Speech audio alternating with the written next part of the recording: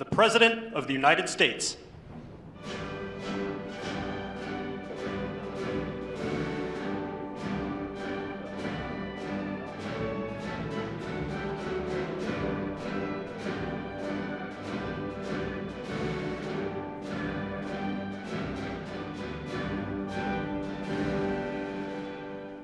Thank you very much. Thank you. Please.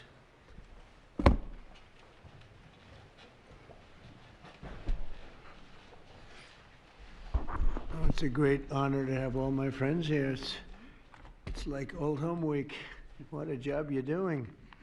And thank you very much for that. We want to begin by thanking the people that have done such a great job at the White House. They have been doing really incredible work during a shutdown. I don't even know if they're supposed to be working, but they wouldn't miss a day. So I just want to thank everybody for that very much.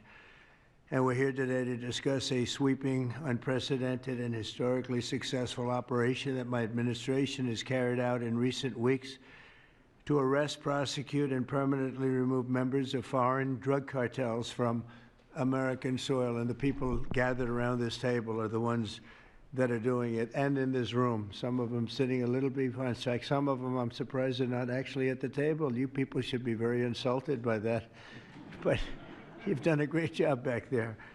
On my first day in office earlier this year, I signed an executive order to officially designate the drug cartels and savage transnational gangs as foreign terrorist organizations. It was my honor to do so. And on that same day, I also signed an order directing the creation of the Homeland Security Task Force to bring together all federal, state, and local partners to achieve the national policy goal of eliminating the cartel presence in America once and for all.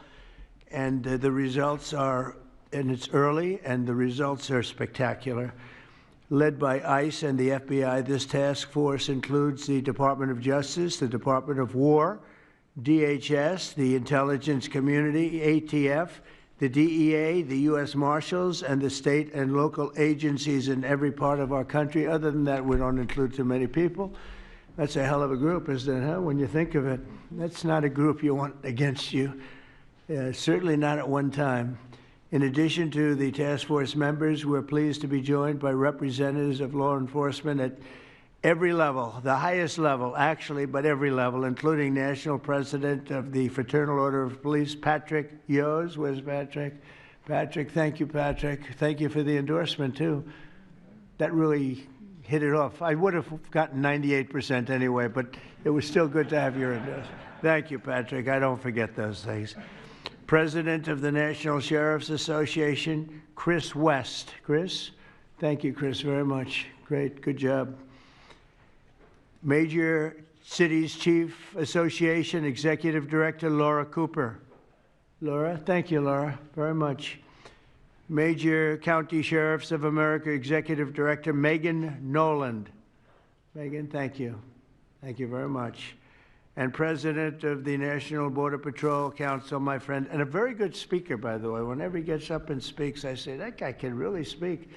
I don't know. I don't want him to run for office. I want him to stay where he is. Paul Perez. Paul. Thank you, Paul. Where is Paul? Hi, Paul. What are you doing over there, Paul? Good job. Good speaker you are, though, Paul. I mean it, too. You've made some incredible speeches, and all from the heart, too, right? Some great ones. Today, you'll hear details from my national security and homeland security teams about the extraordinary historic achievements of this new Homeland Security Task Force since it became fully operational last month in all 50 states. The job they're doing. What we inherited from this past administration is like disgraceful. In a matter of weeks, the task force has made the largest number of arrests of cartel leaders, operatives, and gang members in American history, more than 3,000 and counting. That includes members of the ultra-violent New Generation Cartel, the Sinaloa Cartel, the LNFM Cartel, MS-13 Cartel, and you know MS-13, the gang, and Tren de Aragua, another beauty. That's a group of real garbage we have to deal with, that we shouldn't have to deal with. These are, in addition to the massive numbers of dangerous criminals my administration arrested nationwide since January 20th, numbering over 120,000. It's a record, and 120,000 criminal arrests. Thank you very much. Unfortunately, for 4 long years before I took office, the last administration allowed the cartels and their operatives to frankly take over our country, to freely infiltrate America and all the communities nationwide. Along with transnational gangs, these groups have unleashed more bloodshed and killing on American soil than all other terrorist groups combined. These are the worst of the worst. It should now be clear to the entire world that the cartels are the ISIS of the Western Hemisphere, in addition to their monstrous violence, such as cutting off heads, burning their enemies alive, and burning innocent people alive, too, by the way. The cartels control large swaths of territory. They maintain vast arsenals of weapons and soldiers, and they use extortion, murder, kidnapping to exercise political and economic control. Thank you very much, Joe Biden, for allowing that to happen. Biden surrendered he just surrendered our country to the cartels. Don't worry, it gets better. We're taking it back. It's really fast at levels that nobody's ever seen before. But what we had to put up with, what we inherited, was just a disgrace. And while Biden was president, if he was president, I think the Autopen was president, not Biden, nearly 100% of those who infiltrated our southern border did so because they were personally approved. They admitted they were just what happened, assisted by the most dangerous and violent criminal organizations anywhere on the planet. The worst people on the planet they allowed into our beautiful country.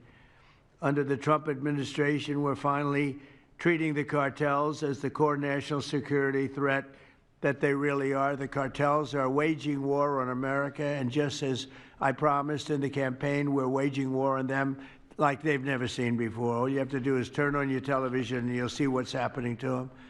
Past administrations have tried to mitigate this threat, and our objective is to eliminate it. We're not mitigating, we're eliminating. We're getting them out.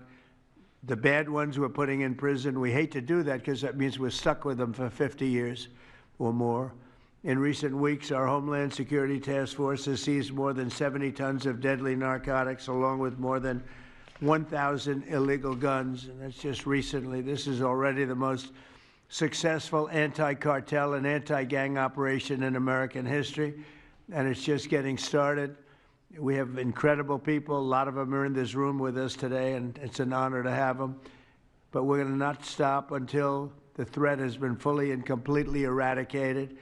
I want to thank task force members with us today, including a person who's doing a fantastic job, Attorney General Pam Bondi. Thank you, Pam. Thank you. Secretary of War Pete Hegseth. Sounds so much better than Secretary of Defense. I don't know. Do you guys agree with that? I don't know. It sounds, we won the First World War, the Second World War. I would say everything before and everything in between. And then we got woke and we said, well, let's call it defense. I think we like it this way better. It's funny. That's something I thought it would be maybe controversial. And it's only controversial that we changed the name in the first place. It's not controversial at all. It's been unbelievably well accepted, Pete. Hasn't it, right? It's been pretty amazing. I thought it would be controversial. People want to have our country back. People want to do exactly what we're doing right now. We're getting a lot of credit for it, and we should. I want to thank, though, Pete. You're doing a great job. Pete Hegseth. Secretary of Homeland Security, Kristi Noem. Kristi, thank you very much. Director of National Intelligence, Tulsi Gabbard. Tulsi, good job. And the heads of all of the law enforcement agencies all throughout the room. You're really amazing, the job you've done. To provide additional details on our mission, I would like also to ask General Bondi to say a few words, followed by Secretary Noem, Secretary Hegseth, Director Gabbard, Homeland Security Advisor Stephen Miller. Stephen, you're such a superstar, Stephen. They called Stephen the other day a very bad name, and I said, you should sue them, Stephen. I think he will. I hope he does. FBI Director Kash Patel and Deputy Attorney General Todd Blanche. And I just want to say it's an honor, the job we're doing, and these people are doing absolutely incredible. I'll just add a couple of things. In Memphis, as you know, where the numbers are down in half already, and it's only been about 2 weeks. You're doing a fantastic job there. Thank you.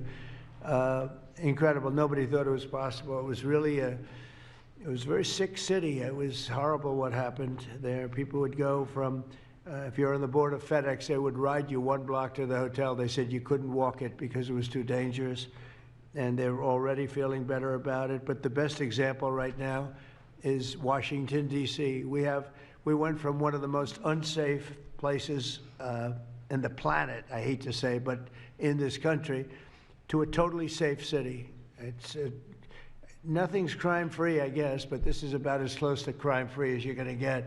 And you guys have done an incredible job with that. Every one of you have worked so hard on this one, and it's our nation's capital. And people would go to the nation. They'd go from, I always say, Iowa, Indiana. They'd go from Florida. They'd come up. They want to see the monument. I want to see the Lincoln Memorial. I want to see one of the monuments, any one of them, and they'd go home in a coffin. But not anymore. It's not happening anymore. We haven't had that happen in a long time. It was averaging more than one a week, one person a week. Who would think that's possible? And it hasn't happened anymore. And we have a safe city. We have a city where the restaurants are booming. People are going out. Nobody's being mugged, hit over the head with a baseball bat. None of the stuff is gone. We took out 1,700 criminals, many of them career criminals, many of them given to us by Joe Biden and his ridiculous open borders policy. They came in from jails from all over the world, not just South America, from all over the world. Jails, they came in from mental institutions and insane asylums all over the world, drug dealers, and we got them the hell out of here. They're either that, or if they're so bad, as I said before, we put them in jail because we can't take a chance that they come back. But I want to just say that Washington, D.C. is such an example of what could be done. And now the same thing's happening in Memphis. We're just halfway through the process, and already the numbers are far superior, far better than what we would have thought at this time. And Chicago, I just saw the number. Last week, it was last weekend, 4 were murdered, 11 were shot. And then I have this guy Pritzker, is a very weak governor. Let me be nice. I'm going to be very nice. He's extremely weak. He's pathetic. I have Pritzker get up and say how great they're doing in Chicago. They're doing very poorly. So 4 were murdered, 4, 11 were shot. I would say, and that was not a bad week for him. Okay, that was not a bad week. He's had somewhere 18 or 19 were murdered. And you know what his excuse was? Yeah, but that was a long weekend. Okay, can you believe it? He said that was a long weekend. He's bad. And the mayor is worse. I mean, that mayor is worse. Low IQ, very low IQ. And we don't need low IQ people. We need people that are going to take care. And I love Chicago, and I love those beautiful women, black women, beautiful women wearing MAGA hats. And they're all over the place in Chicago. They want protection. They don't care if it's the National Guard, if it's the Army, Navy, Coast Guard, Marines. They'll take Space Force, okay? Space Force, send them in. They just don't want to be mugged, killed, raped, shot in the head, and we stop it. So we're going to be given a very special, we're going to give Chicago very special care. As you probably know, maybe you heard, we were going to do a big surge in San Francisco, but I got a great call from some incredible people, some friends of mine, very successful people. Mark, who's, everybody knows him, and Jensen, everybody knows Jensen, NVIDIA, and others called me from San Francisco, and they said, we're working really, really hard with the mayor, and we're making progress. Would it be possible for you to hold off the surge? And I had 4 or 5 calls, and I think they're making progress of their own. That would be the greatest. I mean, if they could do that, that'd be great. And they have great competence in those people. I mean, incredible competence, some of the smartest business leaders. And they're working very well with the police department. They're doing a good job. So we are holding off that surge, everybody, and we're going to let them see if they can do it. I said, I think we can do it much faster. I know we can do it faster. I think we can do it better than anybody. We can take criminals out that they're not going to know about, and probably they don't have the legal authority maybe to do what we can. But I'm okay with it, and we're going to let San Francisco, has the potential to be, it was a great, great city, has the potential very quickly to be a great city again.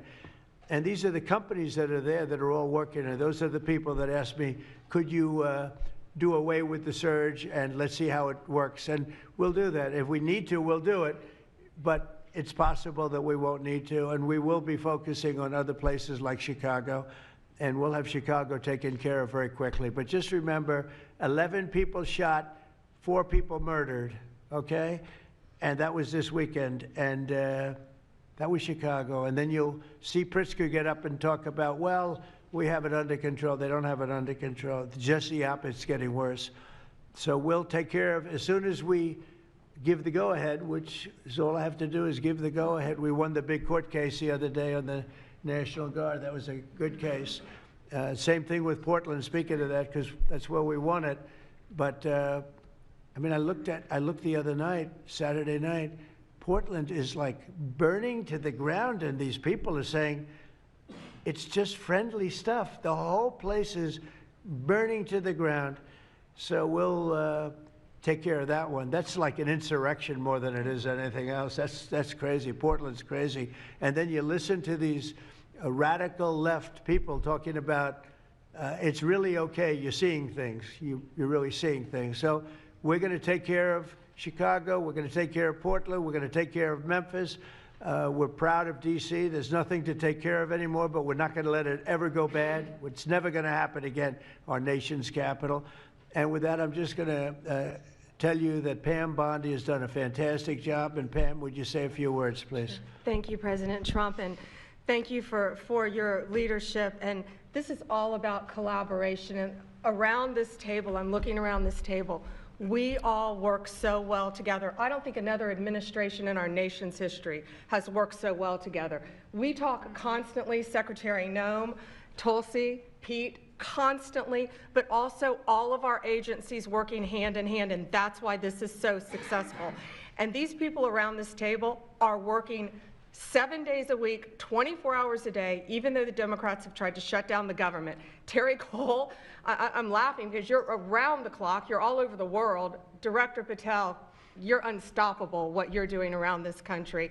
Gowdy Serralta, U.S. Marshal, Rob Sakata and Dan Driscoll wearing your ATF hats. Rob, I was on the texting, Todd Blanche and I were on the texting you at 1 a.m. on cases. I mean, that's how committed all of these people are to just keeping all of our citizens safe. And that's what it's all about. And this project is the brainchild of Stephen Miller. And you are doing so much to keep our citizens safe, our kids safe, and get these drugs off our streets. Like the mayor of San Francisco and I are going to be meeting on fentanyl in a few weeks and working hand in hand on that. Secretary Noem spoke to him. But the results of this last month have been historic. As the president said, in the last month, think about this, 3,200, more than 3,200 violent gangs and drug dealers have been taken off the streets. Off the streets. Now, Director Patel and all of these agencies have also been working so hard on getting the leadership. But we are getting all the gang members off the streets and the drug dealers, Sinaloa, CJNG, MS-13, and more, TDA. 91 tons of drugs have been seized as a result of this task force. We tried to put this in perspective for you. This would be filling 4 18-wheelers, 4, all the drugs just in the last month that have been taken off the streets. 58,000 kilos of cocaine. Think about a big backyard swimming pool. That would fill 1.5 swimming pools. Just the powder cocaine that has been removed, saving lives this last month, thanks to all of these people around the table. 2,300 kilos of fentanyl powder and 2.1 million fentanyl pills off the streets. And as the president said, more than 1,000 illegal guns. The Biden administration was, for way too long, all of these great law enforcement officers surrounding the table were not able to do their jobs. What they've said is now they've been uncuffed. They can do their jobs now. We've been watching transnational gangs grow in our country, become organized, set up infrastructure in all of our states, but no longer under President Trump. We are destroying the infrastructure, and we're no longer on defense. All of these great men and women are on offense, so they better get ready. We're dismantling the cartels, and we are taking the leaders into custody and all of the gangs.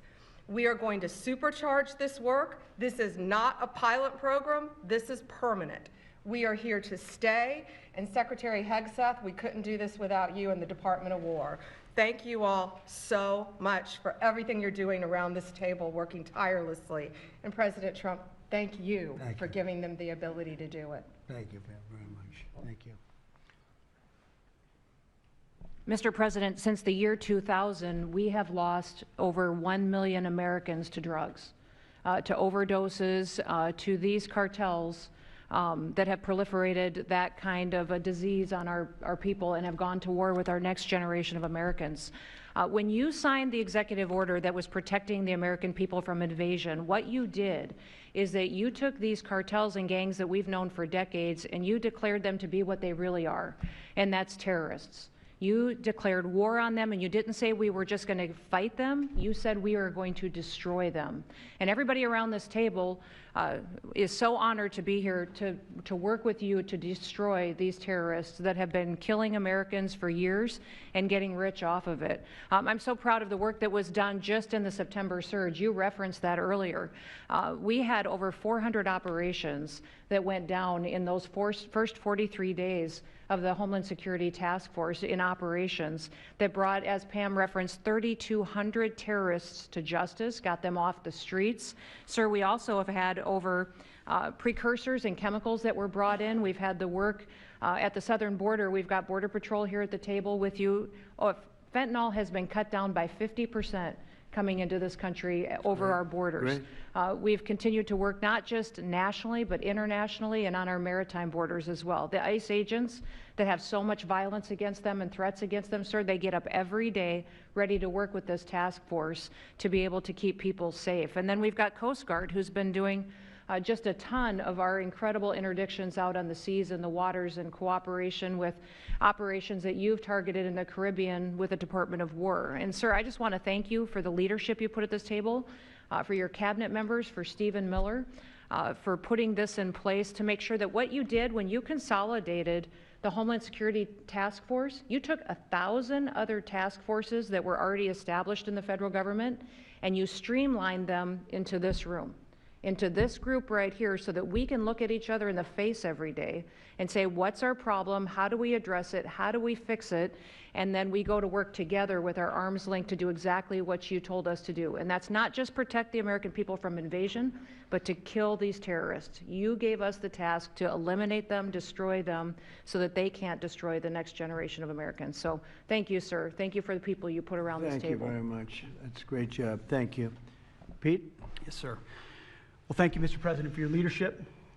Chief, likewise, Tulsi and Todd and Dan and Pam and Christy and Stephen and Cash. I mean, I could go around the table. From the Department of War, we are thankful and grateful for the incredible effort that your agencies put in. And we could not be more proud to stand shoulder to shoulder with you, not superficially, not kind of over here, but front and center on the Homeland Security Task Force, right there with you. Because our department has spent over 2 decades defending other homelands, and we're very proud to be defending our own. And if you talk to the troops down, say, on the southwest border, Mr. President, morale is sky high and continues to be, because they're proud to be defending their own communities, their own state, and their own country. So when that executive order was signed, the mission was clear: protecting the American people against invasion. And so the Department of War went straight to the southwest border. We still have 10,000 troops there. We have national defense areas. We're standing alongside the Border Patrol, and we've locked that border down, 100% control of the southwest border. We stopped the invasion.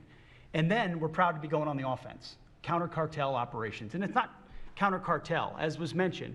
These are designated terrorist organizations, foreign terrorist organizations. Our generation spent the better part of 2 decades hunting al-Qaeda, hunting ISIS. Well, as the president said, this is the ISIS, this is the al-Qaeda of the Western Hemisphere.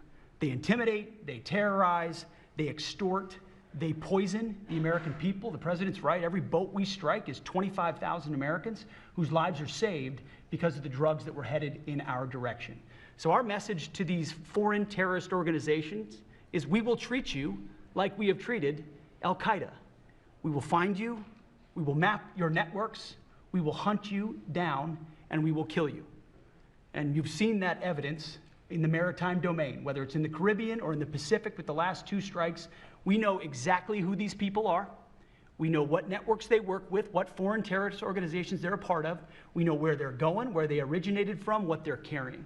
And they know we know. And that will soon start to change the calculus of these boats. So the critique of this is, of course, as often is the case, wrong. We know our authorities. It's locked tight. And we're going to treat them like foreign terrorist organizations on the offense. So the Department of War is not going to degrade or just simply arrest. We're going to defeat and destroy these terrorist organizations to defend the homeland on behalf of the American people, making the jobs of law enforcement safer in the process, making the communities of Americans safer in the process. We think it's a very core mission of the Department of War, and we're proud to be here, Mr. President. Thank you very much, Pete. Thank you. Tulsi, please.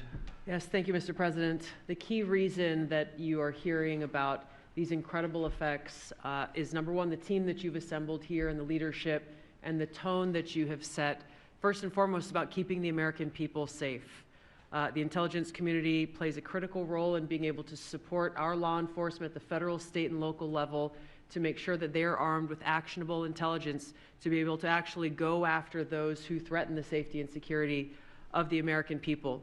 Mr. President, under your leadership, for the first time, there is a newly created National Intelligence Fusion Cell at the Office of the Director of National Intelligence, National Counterterrorism, that has a very simple purpose: to make sure that we have two-way intelligence sharing of actionable information between the intelligence community and law enforcement. I want to talk briefly about 3 successes that we've had just here in the last few weeks, Mr. President, through the success of this interagency fusion cell. Just this last week, our National Counterterrorism Center supported, through actionable intelligence to both U.S. law enforcement as well as Mexican law enforcement, the arrest of a Sinaloa cartel boss, El Plato, in Juarez, Mexico, as well as his top 3 money launderers.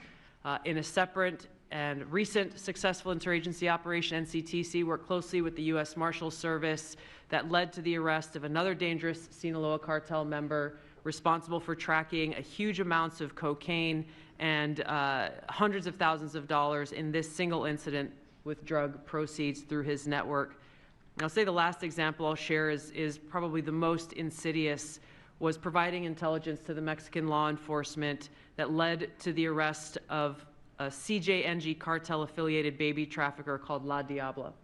Her whole money-making operation was centered around luring pregnant women, performing illegal C-sections, harvesting organs, and selling newborn babies.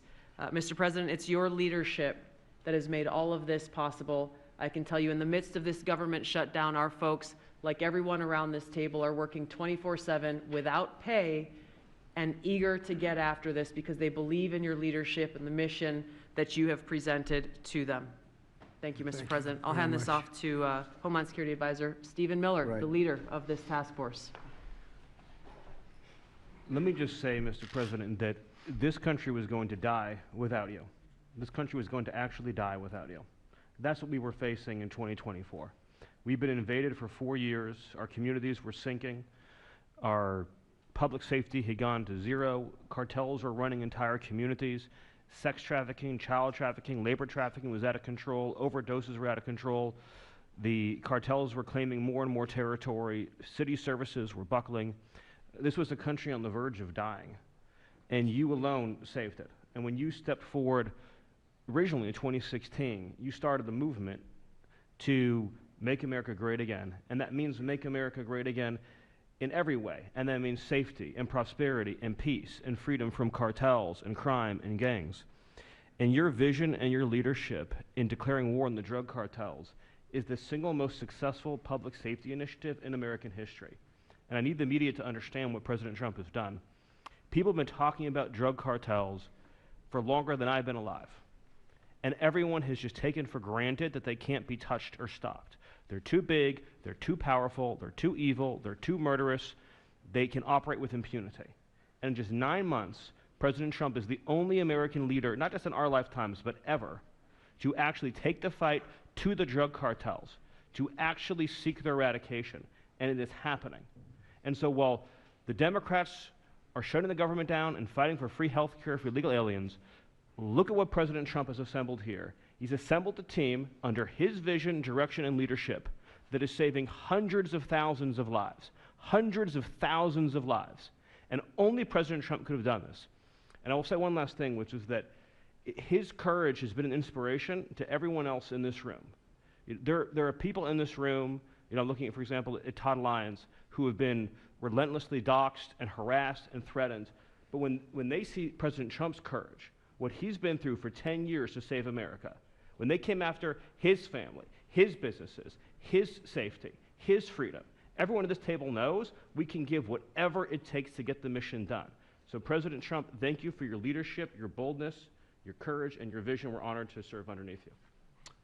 Well, I want to thank you, Stephen. And I have to say that, I've been making the rounds. I'm leaving tomorrow for some very big meetings, including with the president of China, where I think we're going to come out very well, and everyone's going to be very happy. But everybody said the same thing. A year ago, we had a dead country. We were a dead country. We really were, in a lot of ways, not just this. We were dead as doornails on this, but we were a country that was in serious trouble and beyond that. And we have the hottest country anywhere in the world right now. The whole world is talking about it. We have the hottest country anywhere in the world. We're going to clear up this crime in our cities. We can do it quickly, too. They showed how quickly we could do it in D.C. It was a real bad place. It was a real mess. Dirty, filthy, disgusting, graffiti all over the place, tents on every ounce of parks that we had. Just disgusting. And I rode around last weekend. I rode around the city. I felt very safe in that car, but, I would have done it without it. I wouldn't need that car so much anymore, I will tell you. But the place was clean.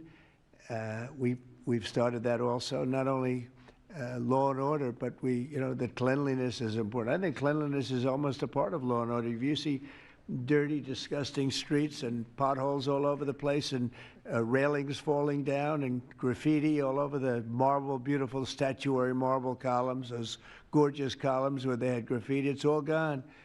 And I think it's a part of it. I really do. I think it's a big part of it.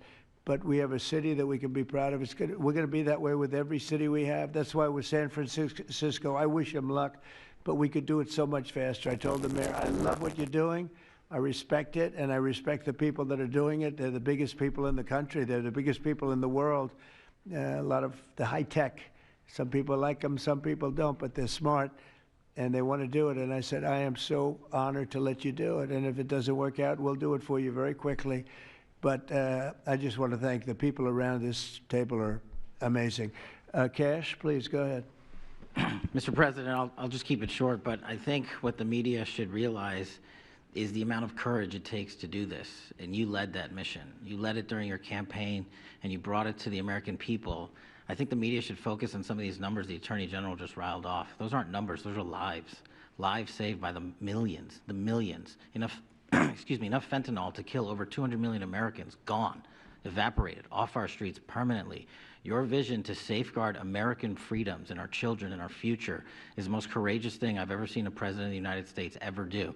And your ability to marshal it out in 8 months, these statistics would have taken other administrations decades. And the partnership that you see around the table, I just want to, sum it up with the following. When I call these folks around the table, when I call our state and local law enforcement partners who have been absolutely critical to this mission, when Stephen Miller called me and said, we're going to create the Homeland Security Task Force and the FBI and DHS are going to co-lead it, I said, absolutely. The country's been yearning for this and needing it. And the one thing I see different than any other administration is when I call these people, they pick up. I don't get a voicemail. When I make an ask, they answer, and the same is true. And so the FBI is playing a pivotal role in your administration in helping lead out this mission, and Stephen's vision has finally come to life. And instead of attacking the people at this table, maybe the media should go out there and talk to the lives that have been saved forever. and the communities that have been safeguarded, because it takes courage to do that. It takes courage to implement that plan, and it takes a president and President Trump to put a leadership team like this together. We are actual friends, and I know the media doesn't want to call us that, but we do that. We do hang out. We do work together. It's a 24/7, 365 mission that doesn't turn off, Mr. President. And as Stephen said, we're inspired by your leadership, and this country's thankful for these 8 months, and I can't wait to see what the next 4 years looks like. Thank you very much. Thanks, Cash. Great job. Todd, please. Thank you, Mr. President.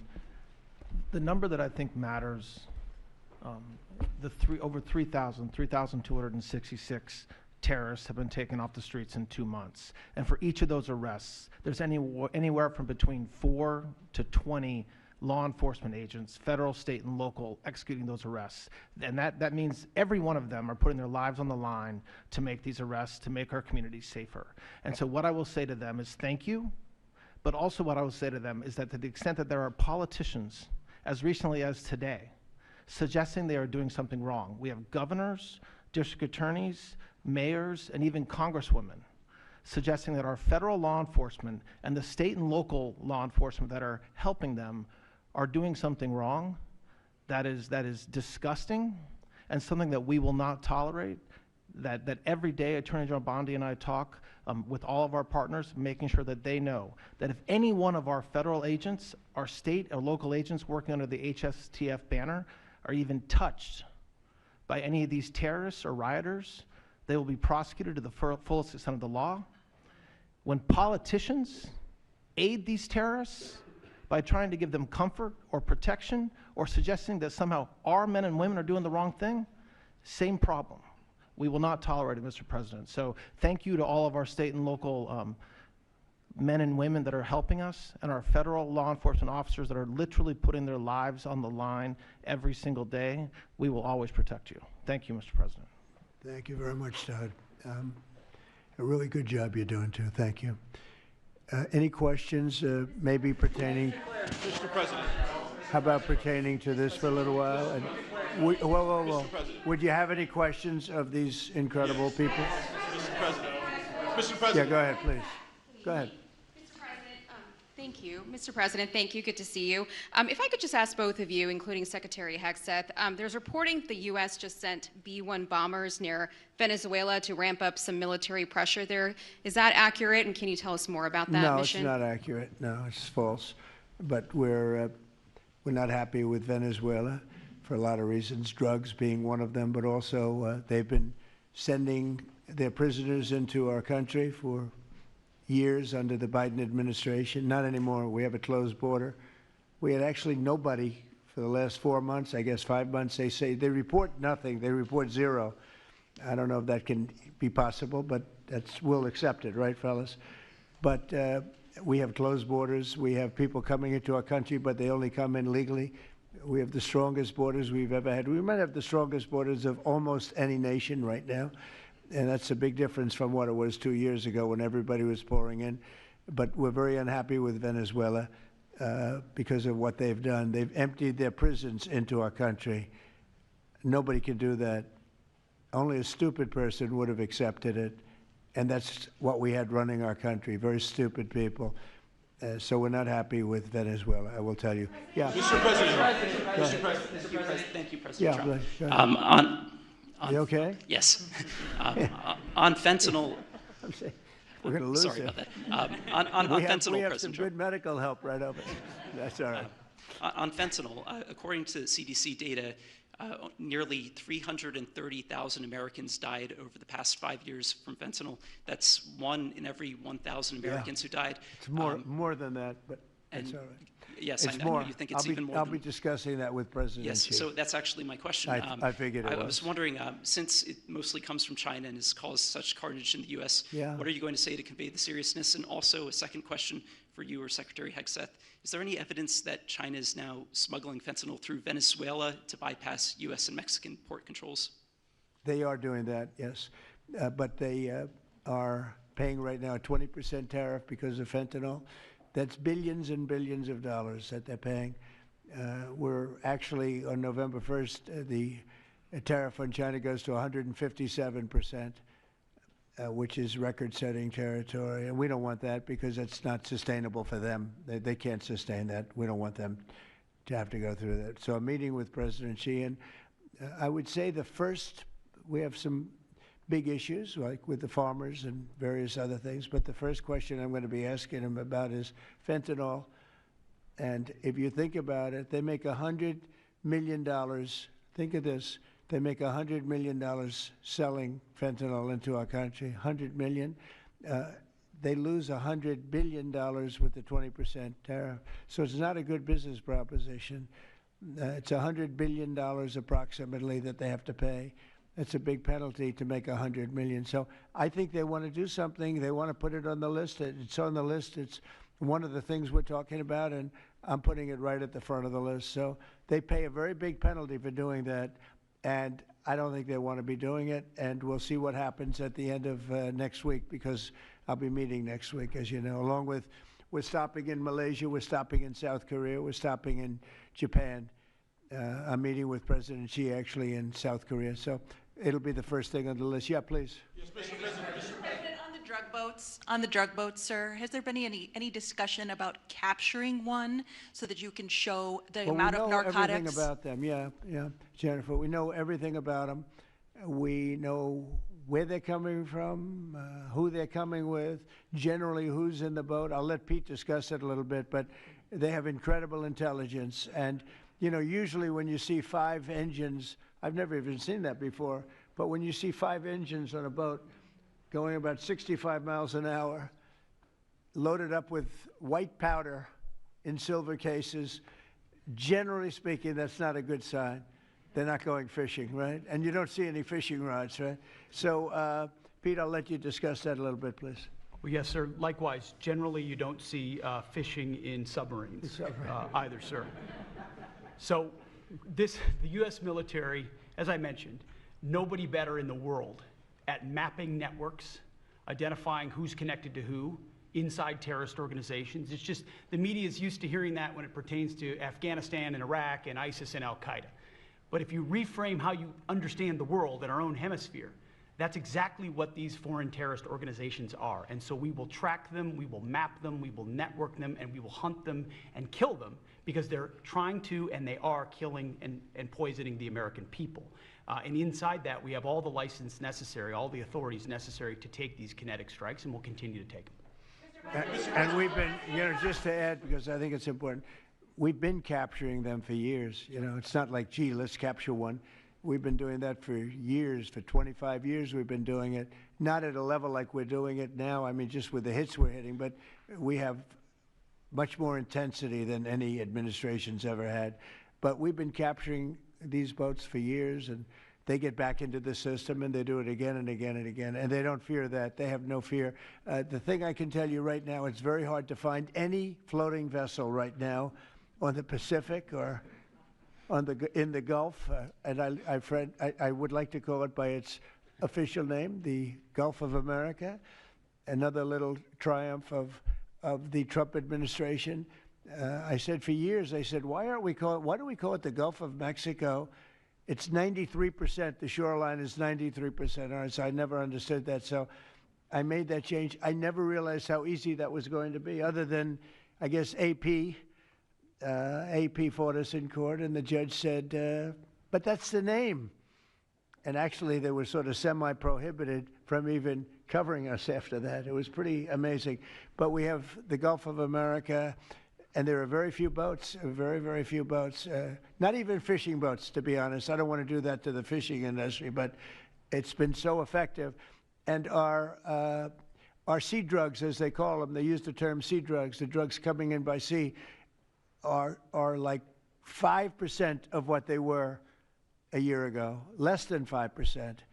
So now they're coming in by land, and even the land is concerned, because I told them that's going to be next. You know, the land is going to be next, and we may go to the Senate, we may go to the, you know, Congress and tell them about it, but I can't imagine they'd have any problem with it. I think, in fact, while we're here, I think it's a good idea, Pete. You go to Congress, you tell them about it. What are they going to do? Say, gee, we don't want to stop drugs pouring in? They're killing 300,000 people a year. I think that's the real number, 300,000 people a year. So between that and my discussion with President Xi, I think we're we have never made progress like we've made. The sea drugs are almost dead, and they can't come in that fast from the land. And the land drugs are much more dangerous for them. It's going to be much more dangerous. You'll be seeing that soon. So that's the way it is, yeah. Go ahead, please. Yeah, go ahead, please. With the glasses, go ahead. Thank you, Mr. President. Good. I wanted to ask, what's your reaction to Representative Dan Goldman calling on NYPD to arrest ICE agents who he says are acting illegally? He says they are illegally assaulting people and illegally detaining people at immigration courts in New York. Well, you know, I know Dan, and Dan's a loser, you understand. He's a guy that doesn't have what it takes. He's been trying so hard, and they're exhausted. I mean, it's so ridiculous, right? A suggestion like that.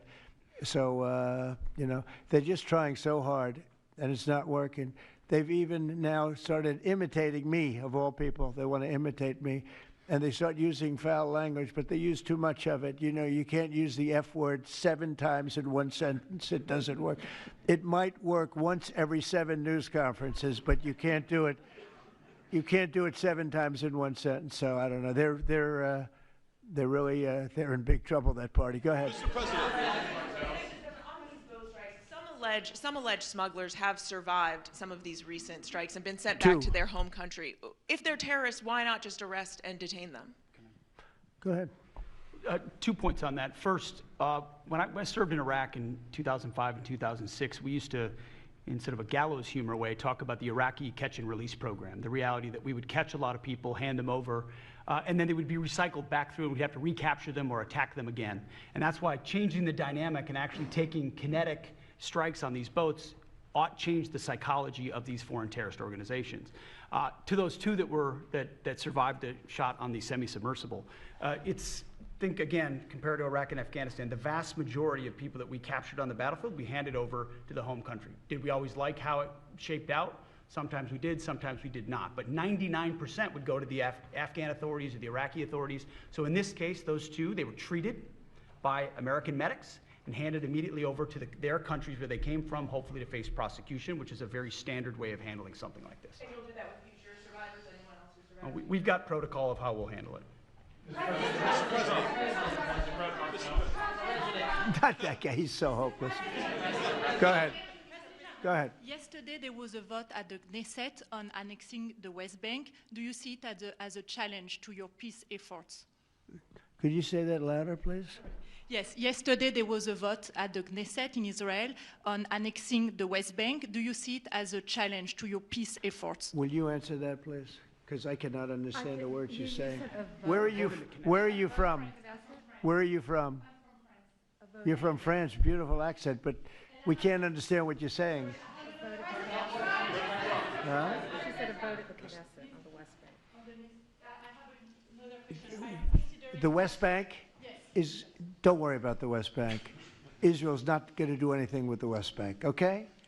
Don't worry about it. Is that your question? They're not going to do anything with the West Bank. Don't worry about it. Israel's doing very well. They're not going to do anything with it. Yeah, please, go ahead. Thank you, President Trump.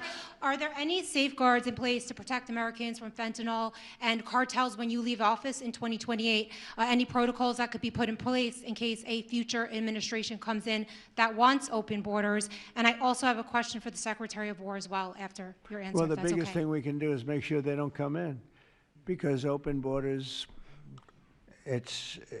they would destroy. It's amazing that our country is even surviving with what we went through, coming in by the millions and coming in from the wrong places. You know, I know all these people that run these countries, and they're smart, they're very street smart, and they're not sending their best, you know, they're taking them out of their prisons and their mental institutions, as I say over and over again.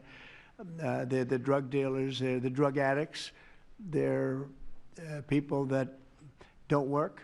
I mean, the best of them are people that don't work. They don't work. They're on welfare, their form of welfare, which is tiny. You know what their form of welfare? They give you a piece of paper. But they want people that work. They don't let those people come out because they want those people. You know, they cherish those people. Those are the people that make their country run. They give us all of the people that don't work and are murderers. 11,843 murderers came in. 11,800. Many of them committed, more than 50% committed more than one murder. Now, why do we want them? Why would Biden and that group of thugs that he had working for him, why would they accept these people? Why would he accept? Nobody understands it. You know, they say maybe they wanted the vote, but I did great with the Hispanic vote, but these are people from all over the world.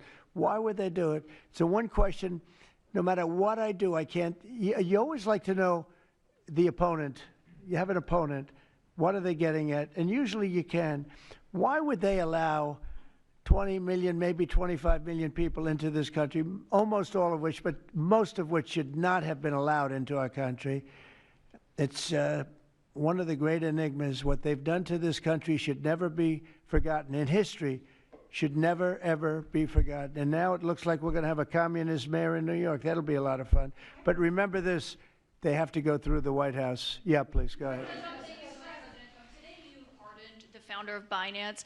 Can you explain why you chose to pardon him? And did it have anything to do with his involvement in your Which one? Who is that? The founder of Binance. He has an involvement in your own family's crypto one, yes, business.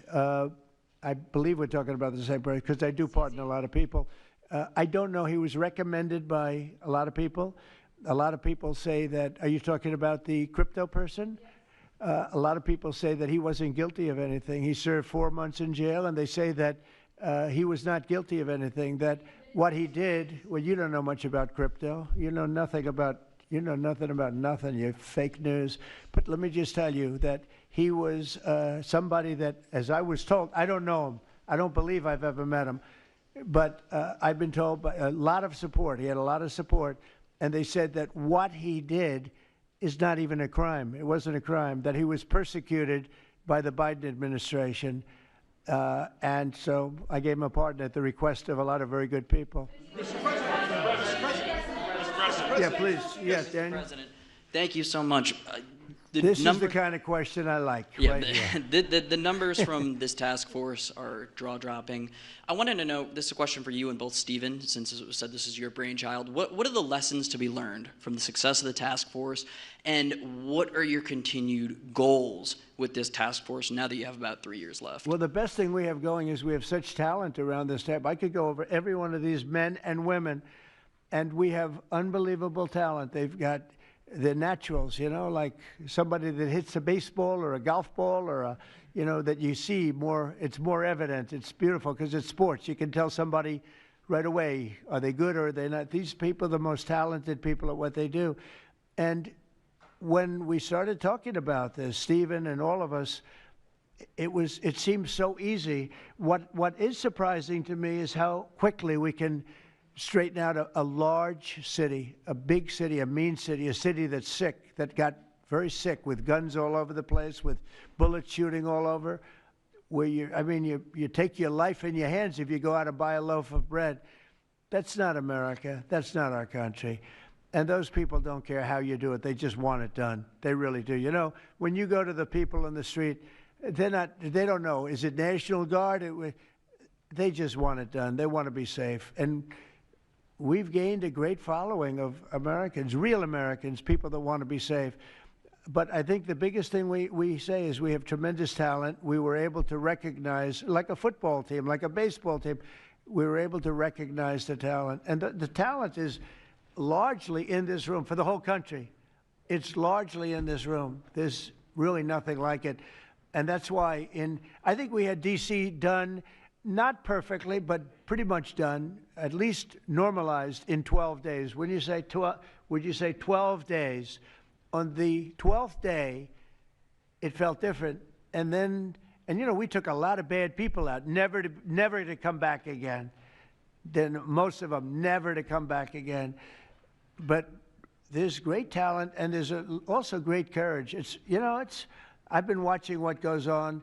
And then you have the radical left lunatics, and what's that all about? I mean, they're fighting us because we want to stop crime. Where do these people come from? They're paid money. I guess they're paid a lot of money. But like I saw that ridiculous march the other day, I say, these people are not representative of our country. And not all of them, of course, but many of them are total lowlifes. These are lowlifes. These are people that are paid agitators. and they're not representative of our country. So I don't know. I can just tell you that our country has tremendous spirit right now. You know that better than anybody because you cover it well. But we have a lot of people that are very happy right now with the direction. They did a poll the other day. The direction of our country is better than it's been in 37 years. And I'm upset because I think it should be better than that. I actually said we should be better than that. So, you know, thank you very much for your question. Brian? Brian? Mr. President, yes. Thank you, Mr. President. You guys have done an amazing job in Memphis. Some of those numbers are staggering. And we've gotten message on social media wanting to thank you for that. But I think, can you talk about the number of missing children you guys have discovered in Memphis? That's amazing. Well, it's hundreds of thousands were lost through Biden and the Biden administration. And we are getting a lot of them back, but they're either dead, they're slaves, they're captured in some form. But think of it, hundreds of thousands we're talking about. Not even believable. And they came in through the border. They were sold. They were bargained for, and this was all Biden, meaning Biden and Obama, the same, you know, the same mentality, frankly. I think it's the same mentality. Let me tell you, Barack Hussein Obama was a lousy president. A lot of bad things happened. Remember when they used to talk about Trump with the jail cells? Well, he built the jail cells for the children. He built those jail cells. Remember that came out? But, sir, they were built in 2014. You remember when that came out? After me going through that stuff for about 2 weeks, and then they found out it was Barack Obama that built those jail cells. No, these people they were bad leaders. I hope we don't have it again. I hope we don't have it again because, you know, our country's come back a long way, but it can only withstand so much, and we don't want to ever go through that again. We never want to have open borders again. We don't want to have men playing in women's sports. We don't want to have transgender for everybody. We don't want that. We want to have a great country with low interest rates, nice housing, great education, a strong military, the basics. Yes, please. In last night's New York City mayoral debate, Zohran Mamdani said he would close Rikers Island if elected. What kind of impact would that have on public safety? Well, it's not good. I guess it's not a very nice place, but you need it. You know, you need something. You have a lot of additional people in New York City that should not have been here. They came here through the open border, through Biden's. You know, I don't know how they even do it. New York City's always been tight for money, and then they spend, you know, $8 billion, and nobody complains about it, on people that just showed up and they just came out of nowhere. Where did they get the money? All of a sudden they have money. I tell you what. We have to keep our prisons very fair and very safe, but you get a lot of criminals. We have a lot of additional criminals. I used to talk about it. They used to say, well, only good people come in from foreign countries. I said, that's not right. I didn't know that for a fact, but it had just started, right? The open borders and people flowing in by the millions. They make our criminals look like the nicest people on earth. That's the only good thing. They make our criminals look like nice people. They are the meanest, the most vicious. Tren de Aragua, you don't get any sicker. They cut people's fingers off because they called the cop. Did you call the cop? Yes. They cut off his finger so he can't call the cop anymore. And then they said, next time we're going to cut off your hand if you cut, because they took over his apartment in Colorado. You know, Colorado, they took over a town, then they took over another town, and you have a weak governor over there. He doesn't know what the hell he's doing, so he lets it go on. But we're getting them out of here. We're getting them all out. They're going back to lots of, not just Venezuela, they're going back to lots of countries. Venezuela would be one, however. Yeah, please. Thank you, Mr. President. Yeah. A moment ago, you said that if Secretary Hegseth went to Congress and briefed them on the operations No, we against will these, go, I said. You will go. And we it would will be go. difficult for them to object. I don't see any loss in going. No reason not to. You know, they'll always complain, oh, we should have gone. So we're going to definitely, I'd like to just tell you, let's go. We'll go. We're going to tell them what we're going to do, and I think they're going to probably like it, except for the radical left lunatics. And Mr. President, if you are declaring war against these cartels and Congress is likely to approve of that process, why not just ask for a declaration of war? Well, I don't think we're going to necessarily ask for a declaration of war. I think we're just going to kill people that are bringing drugs into our country. okay? We're going to kill them. You know, they're going to be like dead, okay? Yeah. Yes, red hair. Thank you. Beautiful red hair. Thank you. I'll tell my hairdresser that. She'll love it. This is a question for both you and the Secretary of War, Mr. Hegseth. Who are you with? I'm with the Center Square. We're a newswire service. With everything that's going on between the narco-terrorists in the Caribbean, and then also with more Chinese, Iranian, Russian ships also taking part in Venezuela. Are you have any plans of expanding operations out of Roosevelt Roads, and in fact, placing some home porting some ships there? Yeah, go ahead, Pete. We're familiar with the location that you're referring to, and we'll make sure that we're properly displaced in order to deal with the contingency we're dealing with there, and also any ways in which other countries would attempt to be involved also. So we can walk and chew gum. We're definitely keeping our eyes on near-peer adversaries at the same time, but we think sending a message on these cartels, these narco-terrorists, is an important inside our hemisphere, which for far too long, other presidents, as the president pointed out, they've ignored our own backyard and allowed other countries to increase their influence here, which only threatens the American people. We're changing that. One big thing that has happened, though, because you mentioned expansion and expand our efforts. So when I was running for office, second term, everybody was talking about the fact that nobody wanted to join the military, nobody wanted to join the great police force. You know, they didn't want to join New York's finest or any of our police forces. They didn't want to join anything having to do almost like with the country, with the uniform. We are setting records with the Army, Navy, Air Force, Marines, Space Force, Coast Guard. We're setting records. We've never had anything like it. And I'll tell you when it started, November 5th. We didn't even have to wait till January 20th. They saw spirit. And now we have people coming in that are, it's unbelievable. And if we wanted to increase our military force, if we wanted to increase any one of these, including police forces, they can now get men. People didn't want to be policemen and women. They didn't want to be firemen and women. They didn't want to go into the military. We were having tremendous recruiting problems, and now we're setting records. We literally, last year at this time, you were doing stories that the recruitment was a disaster. We couldn't get men and women to go into the military. Now we have such an overabundance. We've never had, I mean, it's, as I understand it, it's like record-setting recruitment. This is in less than a year. It's been amazing. So this is a good time to expand if we want to do it, and I think we should. I think we should, and we probably will. Yeah, please. Yeah. Blue. A couple questions for you. First for you and Secretary Hegseth. Is the administration supportive of sending National Guardsmen to cities for the express purpose of aiding deportation and immigration enforcement efforts?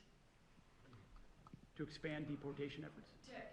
Sending National Guardsmen to U.S. cities for the express purpose of aiding deportation and immigration enforcement What efforts. we've done so far is stand alongside federal law enforcement in every way, facilities and personnel, but also we have a great deal of lift inside the military. We're able to move assets in a way that no other aspect of the U.S. government can. And so where we can rapidly assist with mass deportations, we have been happy to do that. And then one more question, if I may. Is the administration at all supportive of potential measures to crack down or regulate or even ban apps that track ICE agents' locations?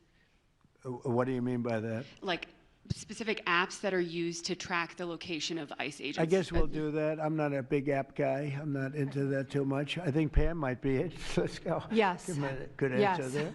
Yes. These organizations, President Trump, are coming in and their apps to track our federal law enforcement officers, and it jeopardizes their lives, where they're going to be, their location. And we've actually been working really well with the tech companies who have been cooperating because they don't want our law enforcement officers to get injured. So yes. Well, I mean, I see it with ICE, where they're having, you know, where they define where they live, who they are. And, you know, I didn't have a big view on the mask, but I now understand why they should wear masks. I think it's very dangerous for them not to wear masks. They can do whatever they want. I notice some do it and some don't, but it's pretty dangerous. But when you look at, you know, you talk about that question, I think it's very dangerous, and I think you're coming down on that very hard, right? Yeah, please. Sir, Mr. President. Go ahead. Thank you, sir. When you were running for re-election in 2024, you released a video statement where you made this exact promise to show no mercy on the cartels and employ every military asset necessary to combat them. In that same video, you also said that you plan to expose all the bribes and corruptions with politicians and the cartels. We're doing that. Has Yeah, your we're task trying to force do been that. looking into that in American politicians? Yeah, where the money's coming from. Because you see it. Like even that garbage deal they had this weekend, which was embarrassing to them, and the crowds were much more, the crowds were not big. Those crowds were not big at all. But when you look at signs, and they're all made beautifully, the yellow signs, I saw the yellows, the blues, but they're all made professionally in a printing shop, looks like on Madison Avenue someplace. Some guy is paying for all that stuff. And we don't mind protest. Protest is a good thing. I protest. I'm always protesting, right? But when you see some of these people are going crazy. They're going crazy because they're getting paid. Because there's no reason for them to be going crazy. But you watch some of them, and they're professional agitators, and we are finding out who's paying them. Yeah, we have a lot of information about who they are. You're going to be very surprised when you find out. And I have a question for Secretary Hegseth.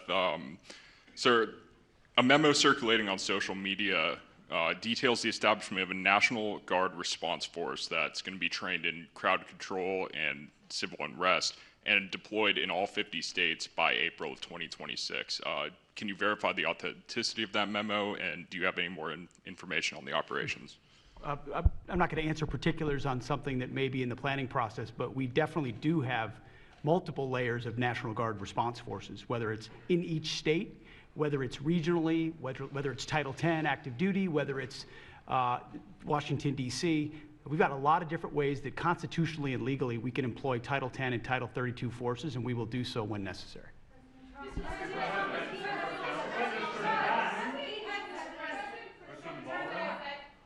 Thank you. President Putin basically said today that Russia is immune from U.S. sanctions. He said that it would not impact the Russian economy in any serious way. Is he Good. wrong? I'm glad he feels that way. That's good. I'll let you know about it in 6 months from now. Okay. Let's see how it all works out. Yeah. Go ahead, please. Blue. One question about the task force, one about the shutdown. I'm Taylor Poplars with Spectrum News. The same day you established this task force back on January 20th was the same day you pardoned the January 6th defendants. Yeah, very proud of that. Yeah. Just last weekend, one of them was charged with allegedly threatening to kill House Minority Leader Hakeem Jeffries. And a big theme of this task force has been allowing law enforcement to do their job and holding accountable people who go after law enforcement. Do you worry that your actions back on day one undermine what this task force is trying to accomplish? No, you have thousands of people that we're dealing with, and you know, if one goes haywire, look at what this guy in Virginia said, where he wanted to kill his opponent. He's going to kill his opponent. He's going to kill his opponent's children and I think wife. And he continues to run, and the Democrats continue. He's running for what, Attorney General in Virginia? Look what he said. So now, do you think all Democrats should be prohibited from living anymore? I mean, think of what he said. He's going to kill his opponent, and he's going to kill the children of his opponent, and I think the wife. I said, this guy's sick. That is a sick guy. And how do you vote for somebody like that? But I don't view that every Democrat would say that, because not every Democrat would say that. So you can't, you know, you could have one person, but I don't know of the incident. I can say we're very proud of what we did. We had the courage to do something that should have been done. The problem sometimes the Republicans are too nice. They're a very nice party. The Democrats play a much dirtier fight. You know, it's amazing. You go after dirty cops like Comey, and you go after, these are dirty cops. Letitia James is a dirty cop. You go after these people, and they say how horrible you are, and yet I got indicted 5 times and impeached twice. Nobody says anything about that. You know, they say, oh, they actually said the other day, oh, he's trying to indict somebody. I got indicted 4 or 5 times, Todd, maybe more than that. Yeah, I think you could say 87 times if you really think about it, right? With the charges, a bunch of phony guys, but nobody says anything about that. But they mentioned it the other way. No, the Democrats play a very dirty game. It's all they're good at. They're good at a couple of things: cheating on elections and playing very dirty. And they have one good trait: they stick together. They stick together. They stick together through the worst policies that anybody's ever seen. It's unbelievable how they stick together. And I respect them for sticking together, but it's a dead party because their policies are no good. Okay. Brian, we'll do a few more and we'll go home. Wonderful. Everybody's going to go home. I'm going back to the Oval Office, however. Speaking of Democrats, there's a report that there's a grand jury on Adam Schiff for apparent mortgage fraud. If he is indicted, should he step down as a U.S. Senator? Well, you know, I'm not going to comment on that. I would just say Adam Schiff is one of the lowest forms of scum I've ever dealt with in politics. He's a horrible human being, very dishonest person. I have no idea what's going on. You tell me that he's going to be indicted. I don't know. You could ask Pam. I don't know if she could say it. Probably you are allowed to say it, but I wouldn't know about that. I can only tell you he's a very bad. I think he's actually a sick person. Do you want to talk about that? We're not going to comment on any grand jury that's open. We can't legally. I don't know. By the way, I hope it's true, but I don't know anything about it. Yeah, please. Oh, millions of dollars, yeah. Well, I also give, I give a lot of money to the White House. The White House is, as you know, I give my salary, and I usually like to steer it to the White House because this house was a little bit abandoned. First of all, for 4 years, you had a guy walking around that didn't know where the hell he was. And this house was not taken care of the way it was supposed to be. I take very good care of property. I was very good at that. And you'll notice the floors downstairs, I paid for them. Marble, the most beautiful marble you've ever seen. The white floors down in the palm room, which they look like they came out of, I don't want to lose because they're big supporters of mine, Home Depot, so I'm not going to say bad, but they did come out of a box from Home Depot about 30 years ago. They were all broken, but now they have the most beautiful floors, the most beautiful lights and chandeliers. I think most of you, Brian, you've seen that, right? Yes. How beautiful is that? And I take care of it. So I spend millions of dollars on this building, taking care of it. It was not properly maintained, and now it's starting to gleam like it should. It should really gleam, and you should go down and visit the Presidential Walk of Fame. Have you seen it? It's quite good. I'm sure that a lot of people coming to the White House, it's hot. It's very hot, but it's really a tribute to the presidents, past presidents of our country. Yeah, please. Mr. President. Yeah, behind you, please. Yeah, go ahead.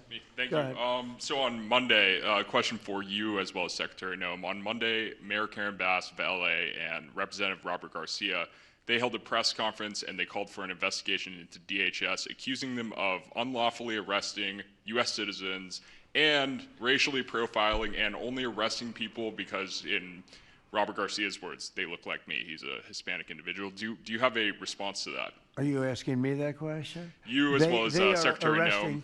They are arresting bad criminals, and they're really good at it, too. I look at the numbers, they always like to say that, oh, you're arresting this and that. Then when you check it, you find out, geez, almost every single time, and, obviously every once in a while they may get one wrong, but they always correct it. They're able to correct it. But they are arresting really bad people. They're arresting people that kill, people that would cut your throat and not even care about it. These are brave people, and it's very dangerous.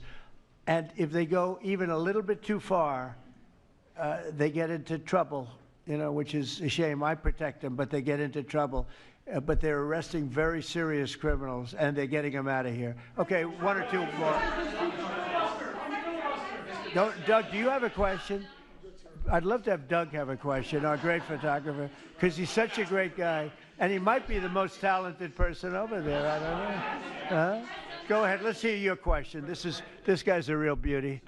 On the cartel strategy, hearing you talk about it as a war, hearing Secretary Hegseth talk about defeating and destroying and the comparisons to ISIS and Al-Qaeda, those efforts took American troops being engaged in foreign countries. Do you think that's ultimately where this is headed with the cartels, having American troops in countries like Venezuela? No, the cartels are very bad. They have a lot of bad people coming in. They were interviewed recently, and they were asking people what their problem was, and one guy said, yes, I'm up for murder.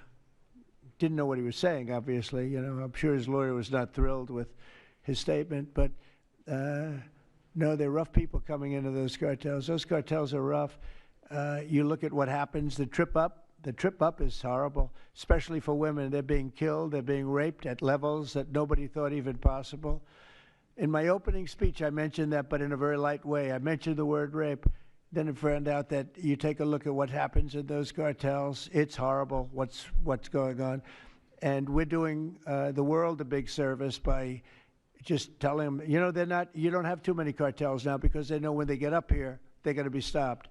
Under Biden, they were just flowing into the country. It didn't matter what you were, where you came from, what you looked like, what your record. They didn't check records. Millions of people came into this country that should not be in our country right now. We've gotten a lot of them out. It's the single biggest problem that we were given. Inflation, I've already taken care of. Economically, the country is the strongest it's ever been. Thank God for tariffs. If we didn't have tariffs, we'd be a third world nation. But thank God for tariffs. We're the richest nation in the world now because of tariffs. And we're able to economically protect ourselves, and we're able to really protect ourselves from a national security, situation. But we have cartels that, somebody came up with the word cartel. I won't tell you who that person was, but you got a lot of bad people in the cartels. And you could look at a country like Mexico, and I really respect the president. I really respect a lot of the people over there, but a lot of the leadership. But they are in fear in their own country because those cartels are running those countries, okay? And that includes Colombia. Colombia is a drug den. It's a drug den, and it has been for a long time. You got a lousy leader over there right now, bad guy, a thug. But they make cocaine at levels that we've never seen before, and they sell it back into this, and they're not going to get away with it much longer. We're not going to put up with it much longer. Colombia is very bad. Mexico is run by the cartels. I have great respect for the president, a woman that I think is a tremendous woman. She's a very brave woman. But Mexico is run by the cartels, and we have to defend ourselves from that. Go ahead. Let's go with you. Go ahead. Let's listen to this beauty. Shutdown by the time you return from your trip to Asia? Do I expect to have it resolved by the time I return? I don't know. I said long ago we shouldn't have been in this problem. This was September 28th. It came due in Biden's regime, and before the election, September 28th, and they pushed it off into the future. And I was running when they did that. And when you're running, but I did say, what the hell are they doing? That and debt ceiling. They also pushed the debt ceiling past the election date, so that would mean the next president has it. But I did say that I think the Democrats have gone totally crazy, and you don't know what they're going to do because they don't care about the people. They don't. I really think they have no leadership. They have a lot of very low IQ people. Jasmine Crockett is a low IQ person. A lot of them are. I don't want to insult too many of them, but a lot of them are. They have no rudder. I don't think they know what they're doing right now. They've never done this before. They always agreed to go and, called an extension. Let's do an extension and talk. Even today, look at what happened today. They don't want to pay the people that have worked. And, this was supposed to be this was a test. And they wouldn't pay the people that have been working. They said, no, we don't want to pay them. This is all the Democrats. Now, all we need is 5 Democrats. And I know a lot of Democrats that are saying they're more than 5. Probably not that many more than 5, but there are more than 5. And all we need is like 5 Democrat votes so we open our country again. Sad, though, we have the greatest economy in our history. We have the highest stock market. All these things are rocking. We will have by the end of my first year more than $20 trillion of investment. The all-time record is $3 trillion. I think it's China. We're going to have $20 or $21 trillion. We've never had anything like it coming in because of tariffs. The money pouring into our country, the plants that are opening, AI, automobiles, everything. And the Democrats want to close our country. They're really, they say deranged. They suffer. I guess it's Trump derangement syndrome, which I think is going down now as an official condition by the doctors. I think they get paid extra money if they handle it because it's more difficult to handle than a normal mental disease. But you know what? They really should approve an extension, get the country back to work, get the people paid. And, you know, it's very simple. You just don't know what's going on. There's something wrong with them. Yeah, it's sad, actually. Have you raised the full $300 million needed to fund your? Have you raised the full $300 million needed to fund your ballroom? And how much specifically are you donating to this construction Actually, I think $350 million. All donor money and money that we put up. We've raised. It's going to be. It's going to cost right in the neighborhood of $300 million. It's been expanded and made absolutely. It'll be the most beautiful ballroom anywhere in the world, I think. And how much specifically are you donating to it personally? How much am I donating? I won't be able to tell you until I finish, but I'll donate whatever's needed. I'll tell you that. Do I have a name for the? I won't get into that now. Yeah, go ahead, please. In the next couple of days, a lot of Americans are going to go without their first full paychecks. Federal workers. By the way, a friend of mine, talking about donors, a friend of mine, a man that's great. I'm not going to use his name unless he lets me do it. Susie can tell you about this, but he called us the other day and he said, I'd like to contribute any shortfall you have because of the Democrat shutdown. I'd like to personally contribute any shortfall you have with the military because I love the military and I love the country. And any shortfall, if there's a shortfall, I'll contribute it. And today he sent us a check for $130 million. I would love to tell you he doesn't really want the recognition, if you want to know the truth. But he gave us a check for $130 million, which was sort of a shortfall, yeah. And that's going to go to the military, yeah. Is that the correct number? $130 million. That's what I call a patriot. Okay. Thank you very much, everybody. Thank you. Thank you.